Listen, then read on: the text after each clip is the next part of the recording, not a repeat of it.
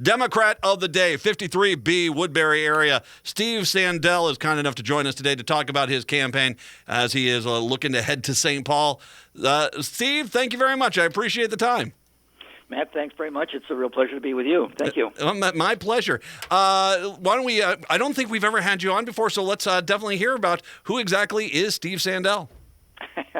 I was a school teacher for a long while. I taught in the St. Paul Public Schools. I taught a couple of years in Sweden. I came back here, worked for the Minnesota Historical Society and the Education Department, went to the University of Minnesota, and was a director of a program over there called the Humphrey Forum.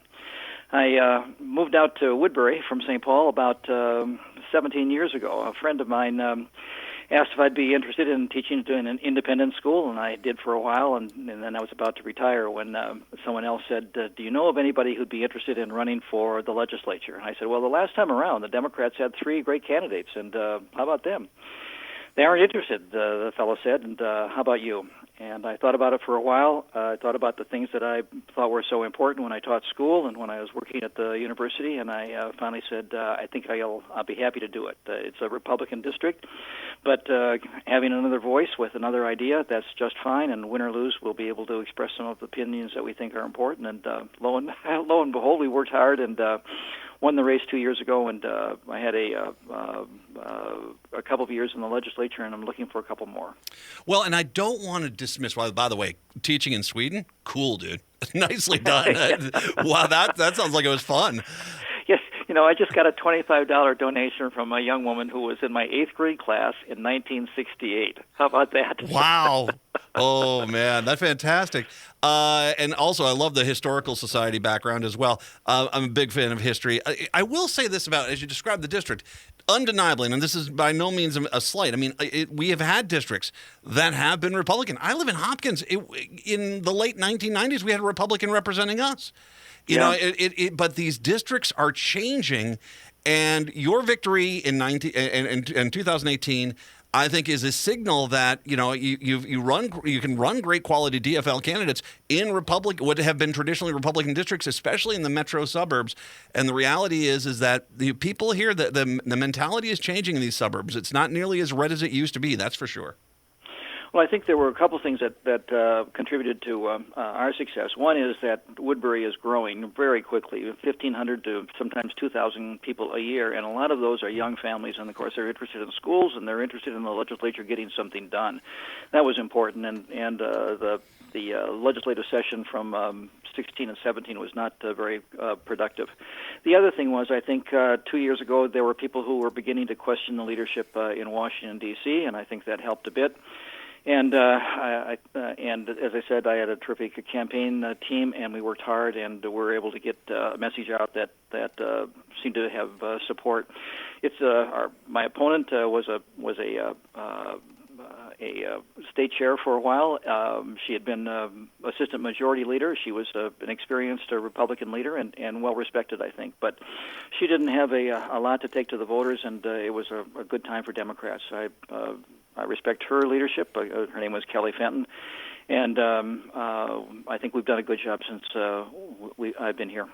Well, and also, and by the way, you should talk. We can talk up Woodbury. I've been out there a few times. Fantastic. I love how it's growing out there. Susan Kent, I'd be remiss. Senator Kent would be all over me if I didn't brag about how nice Woodbury is. 53B, we should mention, it's 94. It's basically on the east side of 494. South of 94, and it kind of curves around on that 494 out there. It doesn't go all the way to 494, but it's pretty much the eastern side of Woodbury, correct? It is. It's the southern half of Woodbury and the eastern half. So it's I have all that northwest corner of Woodbury belongs to the District 53A, which is represented now by Tu Zhang, and previously was represented by Joanne Ward, who was a great representative. So you get in there in 2018. The House, I think, has done an exceptional job. I mean, I've been very impressed with the leadership of Speaker Hortman. Talk about your experience here. I mean, obviously the bonding bill finally got done when it came to push, either fish or cut bait time with the Republicans. But you talk about your first 2 years there. How do you feel it went? Well, I think with most people who are not experienced politicians. The legislature is a brand new experience. It doesn't work exactly like the textbooks. It certainly works with relationships, and it certainly works with the two caucuses, the Republicans and the Democrats. And during the last couple of years, there's been a small caucus called the Republicans. I think there are only 4 or 5 people who identify themselves that way. But the Republicans and Democrats come up with good ideas. My concern was that cooperation and compromise was so difficult by the time that it got to the floor. And I don't want to be overly partisan, but by the time issues got to the floor, the Republicans kind of found their corner of the ring, and the Democrats their corner of the ring. I agree with you. I think Melissa Hortman has been an excellent speaker.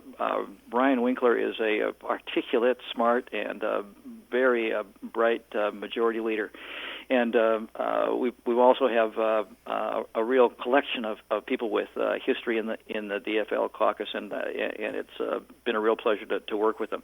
Iron Rangers, people from the South, people from the West, and our metro and suburban areas. Suburban, by the way, Matt, we had 75 members of our DFL caucus.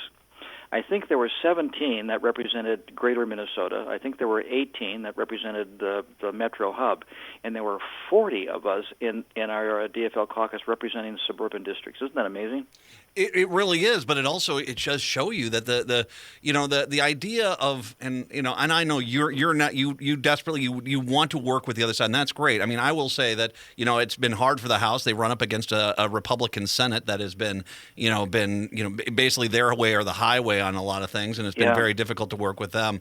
But at the same time, you've got the Minnesota GOP platform does not have a lot of wiggle room. I say, you look at the Democrats, the DFL party, you've got Ilhan Omar, you've got Colin Peterson. That is some flexibility, and people like that flexibility in a party. And if it's one way or the other way, this is one of the reasons why I think these suburban districts are flipping, is that they don't want just the same thing that might work for Pipestone in Woodbury or in St. Louis Park or in Minnetonka. It's kind of one of those things where we like, the DFL likes to have people and different ideas and different perspectives, and that it makes for a good party. Well, I think that's really right. One of the fellows who kind of took me under his wing and gave me some advice all the way through the first couple of years was Rob Eklund, who represents a district way up north. He's from International Falls, and I think his district is probably bigger than the state of Connecticut. He's an Iron Ranger, and he has great empathy for the people who have made in the past their living in mining and in the commercial fishing and in the tourist and recreation areas up there. And, of course, living in the cities for most of my life and then moving out here in the suburbs, it's a very different experience. But being able to talk to Rob, being able to argue back and forth and to joke back and forth about our differences was really helpful. I did, I promised voters that I would work for cooperation and compromise 2 years ago, and I certainly did. I worked with a lobbying group and with Senator Carla Nelson, who is chair of their education committee in the Senate, and we worked really hard on the bill for innovation in the schools, actually enabling lots of the stuff that's going on now since the schools have changed so dramatically. We didn't pass the bill, but Carla and I had good talks, and at the end of the session, she said, I hope we can work together again and work together as co-authors. So I thought that was a real success, even though a marginal change. Representative Steve Sandell joining us, 53B Democrat of the Day. So you go back, we want you to get back into St. Paul, 2020 here. What do you want to champion for your district in the next term? Well, we've got I think so many people out here, their first reaction to government politics and their daily lives is the same thing. What are we going to do about the effects of the pandemic? So many young families with children at home have been disrupted, and we're looking for a way to get our business back in order and get our health back in order and get our schedules back in order. Leadership's really important. I've supported the governor, and I think Joe Biden has talked about a suggestion that all of us can work together. I think Jen Malcolm in the Department of Public Health has been forthright, direct, and honest with ideas that can help us regain our health. But it takes a lot of responsibility and an endurance for some pain and sacrifice and inconvenience. And I don't want to overlook that. So dealing with the health crisis and the effect that it's had on our economy is probably number one in front of us. Number two, I think that we really have to pay attention to the issue of health. As I taught school, the fundamental difference between children who were doing very well in some of the privileged neighborhoods I spoke with and worked with were secure in their health, were secure in their families, and weren't concerned where they were going to sleep at night or what they were going to have for dinner. But there are others who didn't have that kind of support, and I believe that we need health care from prenatal months to the days when all of us are going to need help with our personal lives. So health care is really important to me. And I just think that we are stewards of this very fragile planet, and we need to give it our respect and our responsibility to protect it, enhance it when we can. And I've sponsored legislation to do that, and I hope I can continue. And finally, I guess I have to talk about education as well. We spend $9 billion a year. I was stunned when I learned that when I started campaigning. $9 billion a year on pre-K to 12. And we pay for that mostly with regressive taxes, property tax, income tax, sales tax. And the bill that I authored in 2019 and want to continue working with would move that regressive tax to a much more progressive approach, taxing capital gains a bit and estate tax. And the win-win situation is that would reduce homestead property tax by 20% across the board, and that's terrific. And I think the appeal this time around might be useful, and we might be able to have another approach toward our Minnesota Miracle. Well, and Representative, I've talked about this a lot with the representatives, whether it's people running out in rural Minnesota, in the inner city. The problem, I'm glad you're addressing this, because that's the problem. I mean, suburban schools generally do okay. I mean, they have a referendum comes up, no one really bats an eye. But the problem that is affecting rural schools is the same one affecting the inner city schools, which is the funding model is broken. If we don't look at how we fund these schools, you can't expect a farmer whose margins are $23,000 to say, oh, sure, I guess take another $1,000 for a new school. I mean, you have to look at it from more of a state level and more of an effective spending level that doesn't just always demand school districts to have to go beg the local community for help. Yeah, I couldn't agree with you more, and you can't know how that lifts my spirits to hear someone to talk that way. It is just we're talking about an equitable society.